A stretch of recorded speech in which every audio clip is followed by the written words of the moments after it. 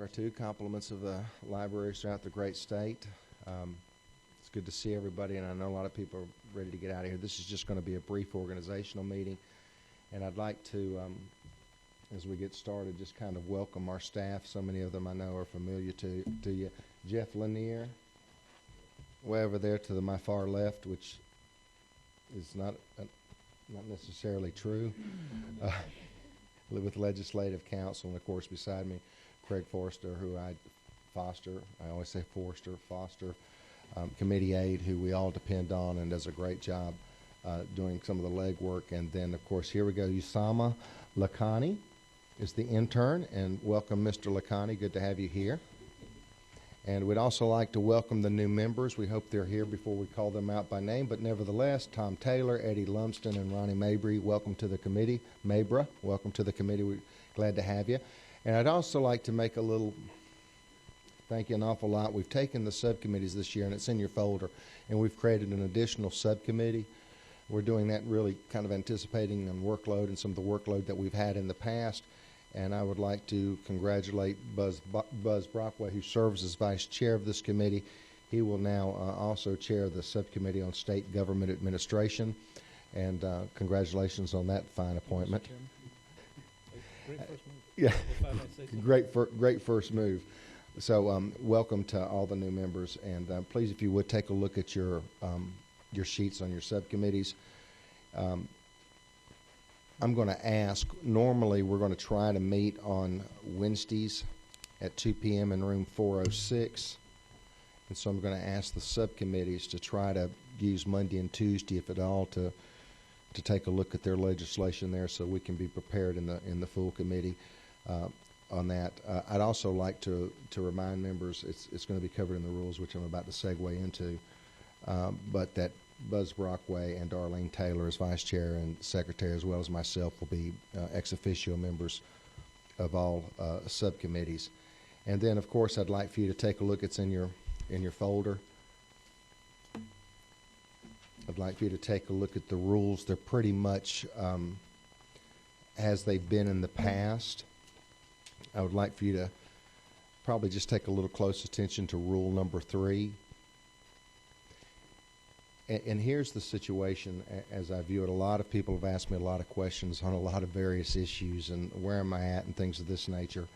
And I think it's important to say that I don't think I've ever met a legislator that didn't say there wasn't unintended consequences. We all know that phrase.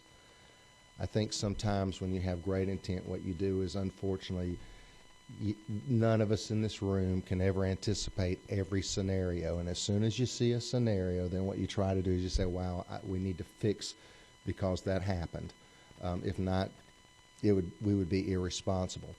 So that said, the rules are there for the purpose of being a guideline for following. This is the procedure. But I won't tie our hands for those unintended consequences to say that they're so rigid that we can't work with them. But we won't grant exemptions for the sake of granting exemptions.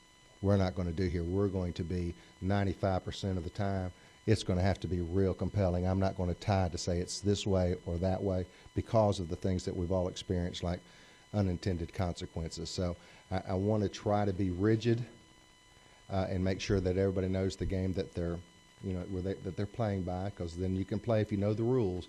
But I also think that it's fair to sit there and go, if we have an unintended consequences or we've made a commitment or things of this nature, that we do the right thing and allow for that flexibility. So I'm going to give you just another minute or so to review those, the rules in front of you.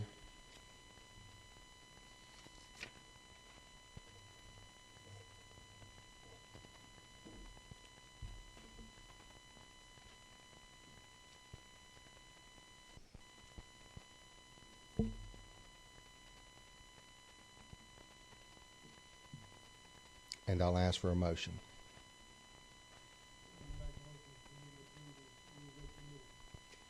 Motion and a second. Any discussion? Yes, ma'am. What number? Rule 3. What number? 24. I'm going here. 25. 25.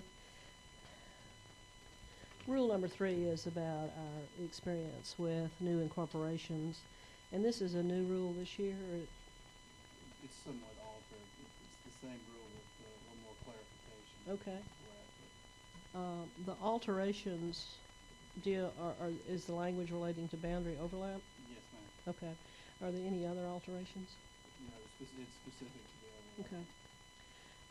This existing, this language right here implies, it's not clear whether or not it takes 2 years or 1 year. Yes, ma'am. Because it says it must be introduced in the first year of the biennial, and it must have a feasibility study, and it must have a clean border.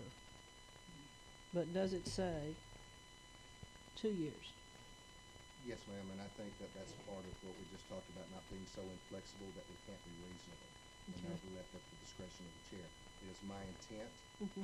that we try to do it the right way with the 2-year study, but I won't let someone come in and change it, game the system, right, wrong, or indifferent, Mhm. for the purposes of delay. If I get that feeling, if the committee says, I think that's been going on, I've heard stories, I don't know, but at the end of the day, I think common sense has to prevail. Mhm. So thank you for the question. I think it's a really good addition to have this conflicting border language in there. It's very helpful. Thank you.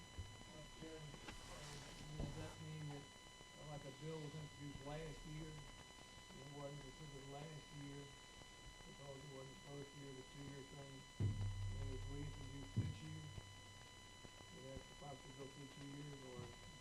I think that's the exact kind of thing why we might need that legal room, but I'll judge it based on any of the factors that may or may not have changed. Sure, I've got a question on the Carl Vince Institute and the Andrew Young School of Public Policy. I'm not aware that we've had any cities come through using Andrew Young. Which one would that be? No, I mean actually come through the process, because I know that I'm just questioning why we expanded that. It used to be required that it was Carl Vinson, just because through the North Fulton cities and North DeKalb cities, the 5 of those, they were remarkably consistent and remarkably accurate. And I just want to know. Actually, Can no, we- it's always been allowed to use either. Even That's not my recollection when I was pushing the Dunwoody bill in 06, 07, 08. They required us to use Carl Vinson. Thank you. Okay.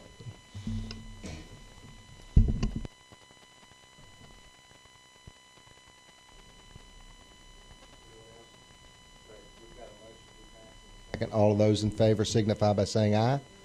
Those opposed, like sign. Y'all enjoy your weekend. Thank you.